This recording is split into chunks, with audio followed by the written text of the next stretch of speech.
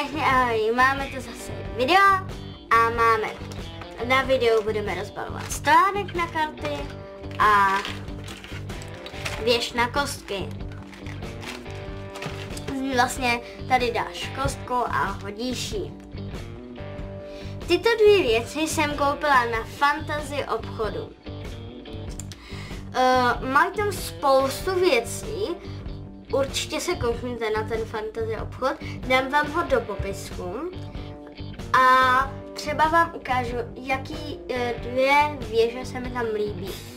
Takže tohle je na druhé stránce věž, tahle věž, vypadá to hrozně hezky, jako kdyby se tam ty kostky nějak zatočily a potom vyjeli dolů. Vlastně se mi to líbí, takže bych si přála hrozně moc to k Vánocům. A potom tu ještě druhý, jenom ho najdu. Ten stojí 320 korun. A vypadá takhle. Ten se mi líbí. A nejlepší na tom je, že skoro všechny tady tyhle házeče jsou ze dřeva. Skoro všechny. Neříkám, že všechny. Tak, jdeme si rozbalit to, co mně přišlo. Takže začneme stojánkem na karty, nebo držáčkem na karty. Tak, tato část měří skoro 19 cm. Tak, máme to.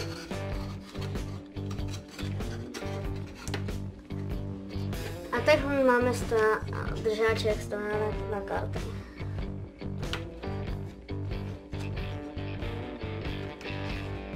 Takhle.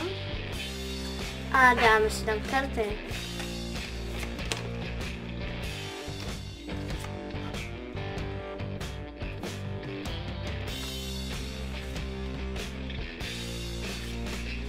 Nádherně se tam vejdou 3 a potom se to asi převáží.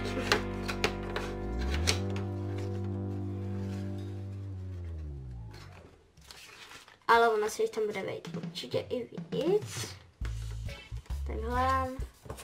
A ještě tahle. Tak. Takhle vypadá třeba, když jsou tam jenom ty karty. A ještě tu mám jednu kartu. To by se tam určitě nějak taky dala.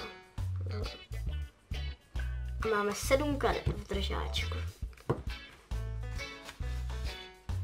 Dáme je do jedné. A jdeme rozbalit druhý.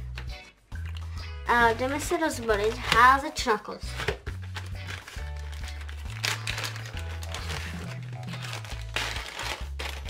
A postavit samozřejmě.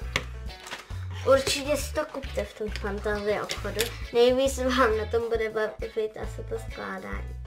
Takže tento kus měří 10 cm. Tady budou měřit taky 10. Tento měří také 10. Tenhle měří asi tak 17 odhadově, ne? 15 cm a 6 nebo 5 mm odhadu.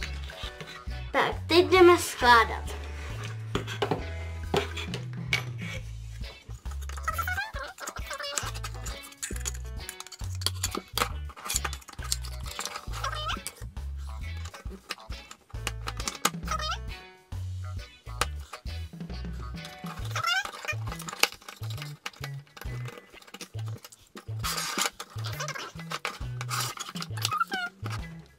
Nesmíte na to jít silou, hlavně musíte držet trpělivost. Tak, takhle máte házeč. A třeba tady máte mačok, nevím. A on má flip a coin, this attach does 30 damage for each head. Vlastně za každou hlavu, neboli za každý sudej, dá 30 větší a hádí zdí 2krát. Takže než abyste házeli 2 kostkama, to tady jenom upravím. tak si vezmete házeč, pokud ho samozřejmě vezmete na turnaj. Vezmete si 2 kostky a hodíte. A padla mi 1 hlava, takže bych dala za 30. Toto byl házeč a stojánek.